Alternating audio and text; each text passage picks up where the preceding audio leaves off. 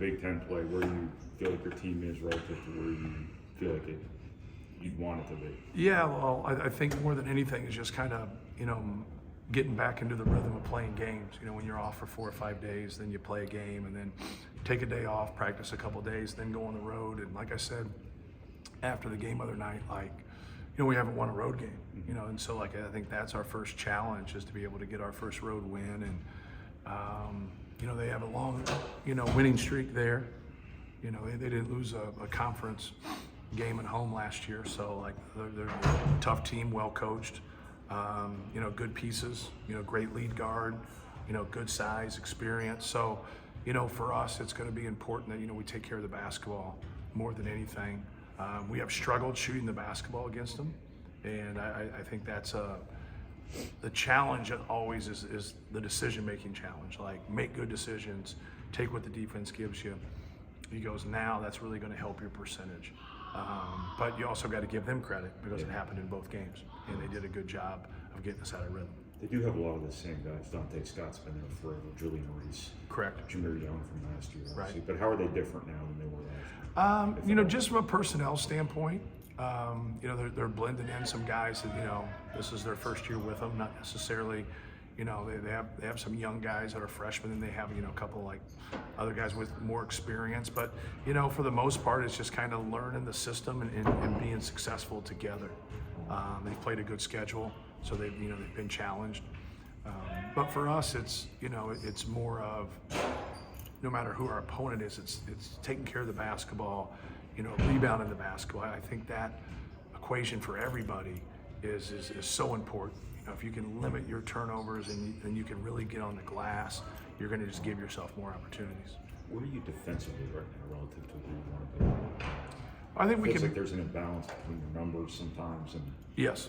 Well, I think it's where you want to be. I think what happens with everybody, it's you see really good numbers across the board, and then all of a sudden you'll see a team that's struggled offensively and a team that's been great defensively just get annihilated and get scored on. You're like, how is that? It's it's systems. It's when you play people. There's more factors that go into it than just somebody's analytic efficiency defensive numbers. There just is. And so somebody gets hot on a given night, or whatever. There's a lot of factors. They call more fouls. So I think for us, I really take everything back to our decision making and taking good shots and taking care of the basketball, because that's what sets our defense. Now if you can set your defense, you have better blockout responsibility, so they don't score in transition as much, and they don't get second chance opportunities. Really, what you're trying to do on an efficiency standpoint offensively and on the glass is what you're trying to prevent. Kind of unorthodox, the 2 games with Maryland last year, and the fact that you guys struggled, but it wasn't turnovers as much as rebounding, like you said, shooting. Is it something about them that just makes it that they match up with you guys? Well, as the turnovers here, we had 15, 16 turnovers here. We only had 7 there. But yeah, I would, obviously things don't look as good when you don't make shots, and we didn't make threes in either game. You go back and watch the tape, and you feel pretty good about them. There's a couple that you would like to have back in terms of just not taking them.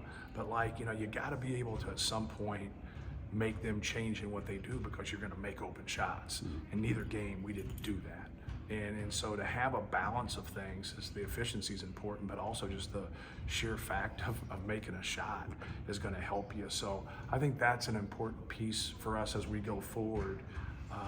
It's just having that balance. We all understand that we're not going to shoot every single game, but just generating good shots is going to, I think, help our percentage. Is basketball just basketball on the road, or does it take something else for a team to be successful away from home and away from neutral I think it floors? takes more mental toughness to be able to win on the road. You go into tough environments like Maryland's, and you got to be able to fight through things, and you got to be able to concentrate, especially when they go on runs. And that ends up being the difference a lot of times in games, is your ability to have a run or your ability to stop a run. And I think for us last year, we couldn't stop the bleeding in the second half. We're in a good position. We have a technical foul, and it just changed the course of the game. And then all of a sudden, we just didn't score at all, and they did. And we, timeout after timeout, and that didn't stop it. So I think it's important for us just to stay with it and keep competing, but also have composure on the road. They say when you're number one, you get everybody's best shot, things like that. Is that real?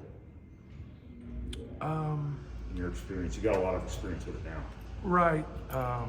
Yeah. I would think anytime you're successful, you're going to get other people's best shot.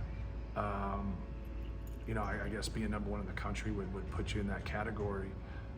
But for the most part, like we have guys that are in their junior years that's never lost a non-conference game. So you haven't had that disappointment feeling, especially on the road and those things. But every game that they've lost on the road in their whole career in conference has been a court storm, right? There hasn't been any losses on the road. And think about that. They're 2.5 years into their thing. It's a backhanded compliment.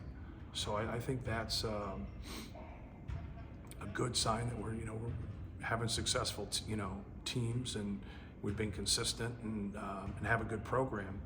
But it's still an effort game. It's still a schematic game. It still is understanding how to get your team in a position to win, and then being able to go out there and fight and do it, make shots. So those things I think they're in play at times, but at times they're not in play. Like, you still got to play the game. So if we were ranked 21st in the country, like Maryland wouldn't play hard, I got a feeling they'd play hard. You know what I mean? But I also think that what a team goes through can affect you. Like, somebody, foul trouble, having an injury.